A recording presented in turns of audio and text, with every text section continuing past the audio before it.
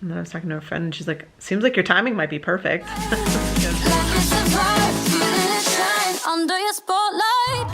So it's been a couple of days. It is Thursday today, and it was Sunday when we last chatted. And that was day 8 that I'd gone into the fertility clinic, and we were debating on canceling it. And so on Tuesday, it was day 10, I went in, and we were really hoping to have a couple more follicles that had popped. And that wasn't the case. It was still the 2, and they were at 18. So they had gone from, I don't even remember what they were on Sunday, but they weren't that big. 12 to, or 14 maybe, to 18. So they just popped and nothing else did. There was 1 at 8, I think, maybe 2 at 8, something like that.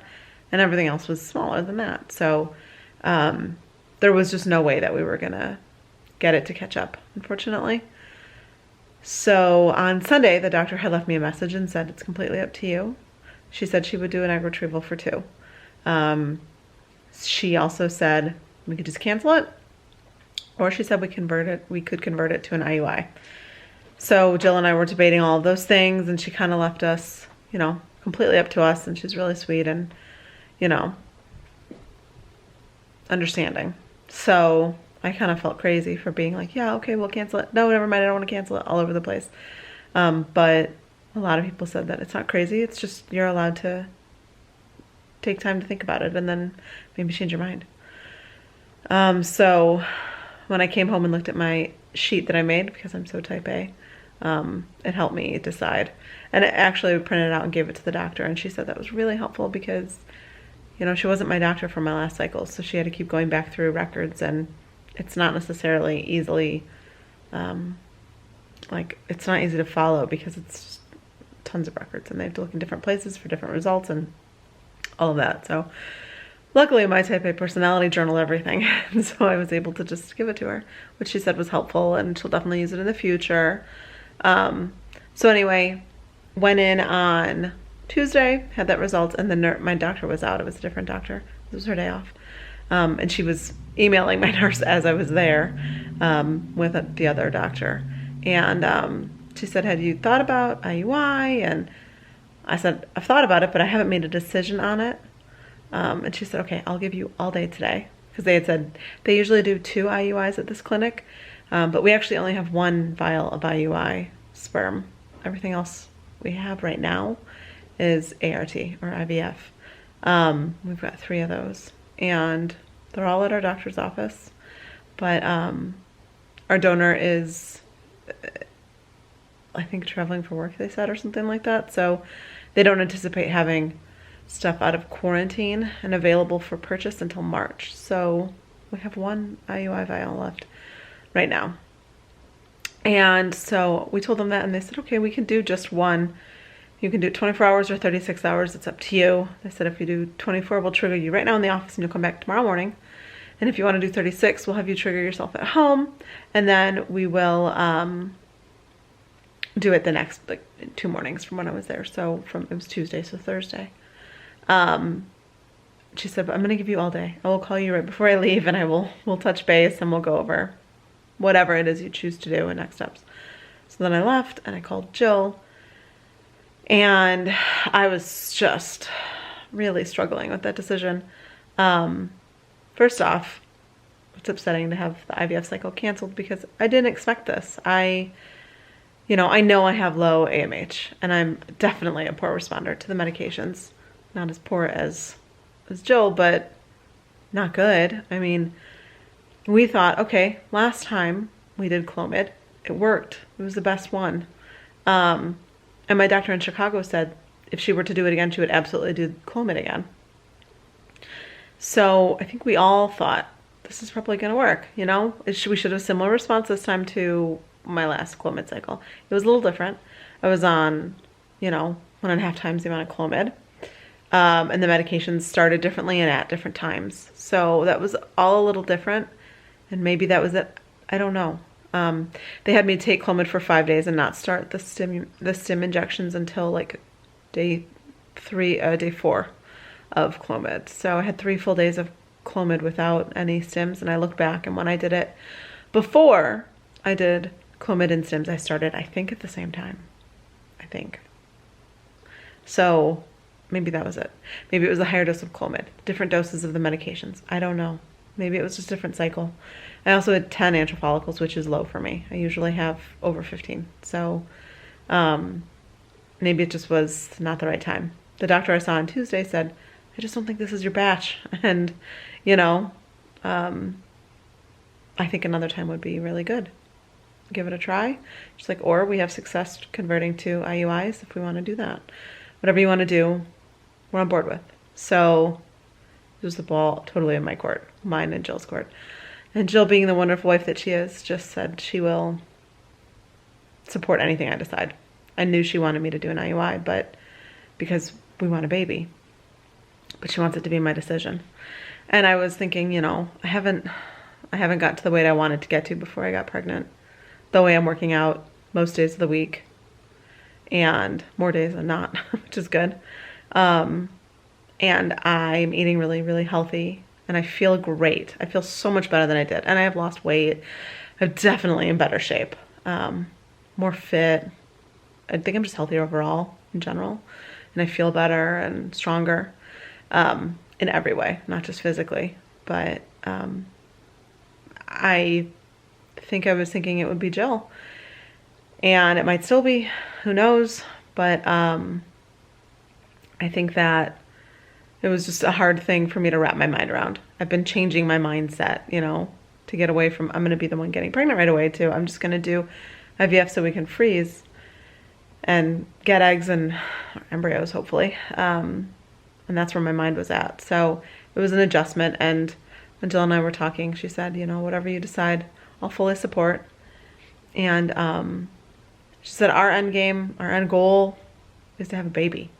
Have a couple of babies in our lives. So however we get there, it's how we have to get there. And I'm stressed about, you know, so many things as I've gone over already. Not just myself, but, you know, living where we're living, getting a house,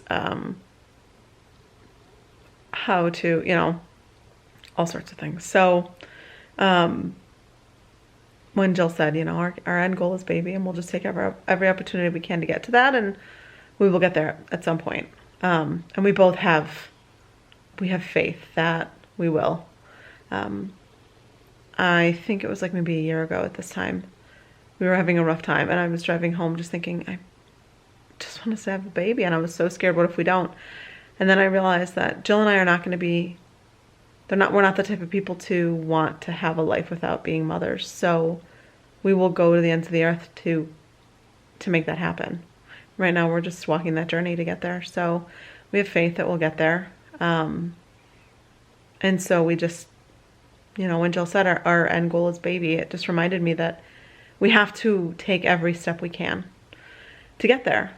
And that, you know, might be IUI right now for me, because this is an opportunity. I have taken all the meds. I have 2 giant follicles. I've put in the money and the time and the effort and the energy to do the medications, to go to the doctor's appointments, you know, to get prepped for this. And it feels wasteful to just pass it up. And not to say it's going to work, you know. It took us 4 IUIs to get pregnant the first time we had our miscarriage. And so, you know, it's not like a sure thing. And obviously it has lesser chances than IVF, but it has a chance. And if we didn't do an IUI, there was no chance. And I just didn't feel like I could go from trying to do IVF to just nothing. I just didn't feel like I could do that. And so, you know, I told her she was talking me into it. She was talking me out of it. She was just talking. And she said, I don't know what to say to make it right. And I said, no, I think you're helping, because you're helping me think about it from all different points of view. And so I came to the decision that I was going to do an IUI. So I did. And I had it done today. And I was nervous, because I was like, oh my gosh, what if they were at 18 on Tuesday and today's Thursday. It's like, what if I ovulated already? And I think I remember now, I always worried about that. So I had a trigger shot last Tuesday night, not Tuesday night. It wasn't Avidril, which is what I've always done. We had like Novarel or something like that. So it was an intramuscular one that goes in your butt. So I had that. That was fun. But I've done the progesterone shots, so it was just like those, except for it made my butt sore. I hadn't had it quite that sore before. I think it was maybe the placement of it, but so we had that on Tuesday, and then Wednesday was just a wait day, and then today I went in and I had my IUI this morning. Unfortunately, Jill couldn't come with because she had to work, but I was texting with her the whole time. And then I kind of took it easy all day today, and I would say I had my IUI at I think it was like 7:30, 8 o'clock, and came home and was doing stuff, and I was working, and I think by like 9:30 I started having like some pain, discomfort, not really pain, on my left side. And then a little while later I started feeling it kind of more in the middle, and then by like, I don't know, 10:30 I was feeling it on the right side, so it was weird. And then by 10:30 I started getting just like so much pressure and so uncomfortable, and I still have a lot of pressure, but it was to the point where I had to lay down on the couch, and my Hazel jumped up next to me and was really concerned. She had this sad, scared look on her face, and she just kind of like put her little head on me. It was really sweet. But it took like an hour and a half to 2 hours for it to dissipate from the like I couldn't stand up pain or discomfort. It was really weird. Of course I Googled it, and it seems like that might be a thing for some people with IUIs that were on medications. So maybe that's what it is, the medication. I don't know. Maybe because I had the 2 larger follicles, maybe because I used a different shot, maybe because this time I used 150 of Clomid, which I think is a lot, and I had felt more discomfort from that than from the stims ever. So I think maybe it was all of that. I don't know. I read a bunch of people who had said, you know, I had like 4, 5, 6 IUIs, and only one time did I have this kind of symptoms, and so maybe it was ovulation. I don't know. I definitely feel better. I can sit up, I can walk around. It's not terribly comfortable, but it's much better than it was. So is this something? I have no idea. I think it was probably just ovulation though, so hopefully it worked. I was concerned yesterday, like what if I ovulate beforehand? And then I was talking to a friend, and she's like, seems like your timing might be perfect because I had the IUI at 7:30, and then I think I ovulated around 9:30, 10:30, somewhere in there, if that's what it was. So that's good timing. And anyway, I hope it was good, and I hope we have something good to report, because since I made the decision to pull the trigger on the IUI, I haven't looked back, and I felt really positive about it, and I feel really secure in my choice. So I think that's a good thing, and I am excited to see if anything comes from it. So Jill is saying we are going to remain completely positive. We're not going to say anything about it not working. We're just going to say that it is going to work. I have a hard time with that, but I like to guard myself. But I'm trying to be and live in the place of positive, so I think it's going to work. So if you see this and more to come, then hopefully it's a good thing. Make sure you like and subscribe, and see you next time.